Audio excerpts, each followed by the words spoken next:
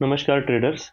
आज है 24 मई और आज हम करेंगे निफ्टी 50 का वीकली एनालिसिस।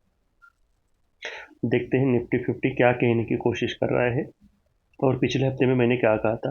तो निफ्टी 50 का ट्रेंड जो है वो अभी अप ट्रेंड है, जो कि हमारा ये ब्लू लाइन है। ये हमारा हायर हाई था पिछले हफ्ते में, और ये जो था हमारा ये 23,935, ये जो हमारा था हायर लो। तो पिछले हफ्ते में इस हफ्ते में इस हाई को इस कैंडल ने ब्रेकआउट किया था और उसके ऊपर क्लोज हो गई थी। और ये जो हफ्ता था, इस हफ्ते के लिए हमने क्या डिस्कस किया था, दो चीजें बताई थी। सबसे पहली बहुत इंपॉर्टेंट चीज, दो चीजें बताई थी। एक पहली चीज, ये जो हाई है 25,116, इस हाई को इस ये जो हफ्ता हुआ, इसने इस हफ्ते ने इसको टच करना, क्रॉस करना या गैप अप होके नीचे भी आए तो चलेगा, लेकिन इसको टेस्ट करना बहुत इंपॉर्टेंट था। जो कि अगर आप देखेंगे तो इसको टच किया नहीं है, इसके नीचे ही इसका हाई है। तो एक बात कही थी जो कि पिछले हफ्ते में नहीं हुई है। दूसरी एक हमने चीज कही थी, अगर इसको विदाउट टच करके मार्केट अगर नीचे आती है और इस हाई के नीचे यानी कि 24,590 के नीचे ये पिछले हफ्ते की कैंडल अगर क्लोज होती है तो हमारा ट्रेंड रिवर्स भी हो सकता है या रिट्रेसमेंट के लिए। हमने कहा था कि ये जो स्विंग लो और ये स्विंग हाई मार्क किया था, ये हाई मार्क किया था, और यहाँ से ये जो इम्पल्स मूव हुई है इसकी रिट्रेसमेंट के लिए यहाँ तक आ सकती थी थी ही कहना पड़ेगा अभी।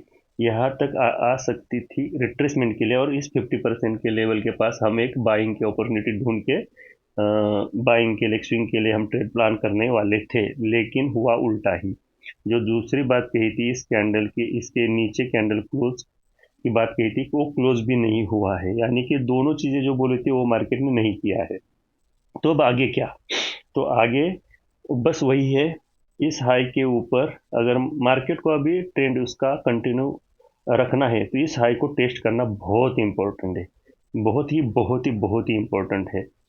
और इसको टच नहीं करती और नीचे इसके क्लोज होती है इस स्विंग हाई, यानी या फिर हम ऐसे करेंगे, इस पिछला जो हफ्ता हुआ ये जो है, इसके नीचे अगर निफ्टी चली जाती है तो रिट्रेसमेंट, ये हाई को टच विदाउट टच कर गया, ये बहुत इंपॉर्टेंट है। ये जो हाई है 25,116, इसको विदाउट टच करके निफ्टी यहाँ से नीचे इस तरफ एक इस कैंडल के नीचे चली जाती है तो ये नीचे सीधा रिट्रेसमेंट के लिए भी जा सकती है।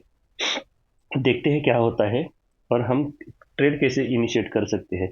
लेकिन एक बात ध्यान में रखेंगे, निफ्टी अप ट्रेंड में है तो हम सेल का स्विंग के लिए सेल का ट्रेड नहीं इनिशिएट करेंगे, हम बाइंग ही करेंगे। लेकिन कहाँ पर करेंगे? तो अभी देखते हैं, ये जो हमारा पिछला स्विंग हाई था ये अभी शिफ्ट हो गया हमारा यहाँ से यहाँ। ये अभी हमारा एक में हायर हाई मिल चुका है और हमारा जो हायर लो है बस यही है। तो हमारा अभी अभी के लिए इस हफ्ते से आगे के लिए हमारा जो हायर हाई है वो 25,116 है, और हमारा swing low, lower low, no higher low, वो है 23,935। अब इसके बीच में क्या हो सकता है? तो बहुत इंपॉर्टेंट है, ये जो हफ्ते की कैंडल है इसका हाई एक मार्क करेंगे और इसका लो मार्क करेंगे। अगर मार्केट को नीचे रिट्रेसमेंट के लिए नहीं आती और इसको ऊपर ही जाना है तो ये हफ्ते की कैंडल, इसका हाई और लो हमारे लिए बहुत इंपॉर्टेंट है। अगर मान लो यहाँ पे अभी क्लोजिंग मिला है, इसके आसपास अगर हमें एक ओपनिंग मिलता है सोमवार के दिन और मार्केट ऐसे सीधा ऊपर जाने लगता है तो हम 25,062.95 यानी कि 25,063 इस लेवल के ऊपर 5 मिनट की कैंडल, इस लेवल के ऊपर 5 मिनट की कैंडल अगर क्लोज होती है और फिर इसको रिटेस्ट करने के लिए वापस आती है यहाँ पे, तो यहाँ पे हम एक अपसाइड के लिए प्लान इनिशिएट करेंगे। और जिस 5 मिनट की कैंडल ने जो उसके ऊपर क्लोजिंग दिया है उसी का लो थोड़ा बफर रख के, स्टॉप लॉस रख के आगे के लिए हम एक ट्रेड प्लान इनिशिएट कर सकते हैं। बस कंडीशन यही है, इसको हटा देता हूँ मैं पहले, आपको कन्फ्यूजन नहीं होगा। अभी ये 25,063 की ये जो लेवल है, इसके ऊपर हमें 5 मिनट की क्लोजिंग चाहिए। इसके बाद ये रिटेस्ट करने के लिए नीचे आएगी इस लेवल को, तभी एक प्लान करेंगे, एंट्री प्लान, और इसके लिए आगे के लिए हम ट्रेड इनिशिएट करेंगे। ये हमारा होगा एक पहला कंडीशन। मान लो यहाँ पे ओपन होती है, ऊपर न जाके सीधा नीचे आने लगती है। अभी ये सही होगा कि एक दिन में तो नहीं आएगी, लेकिन इस हफ्ते में नीचे नीचे नीचे नीचे आके इसके नीचे अगर क्लोज होती है तो नीचे की तरफ रिट्रेसमेंट के लिए भी जा सकती है।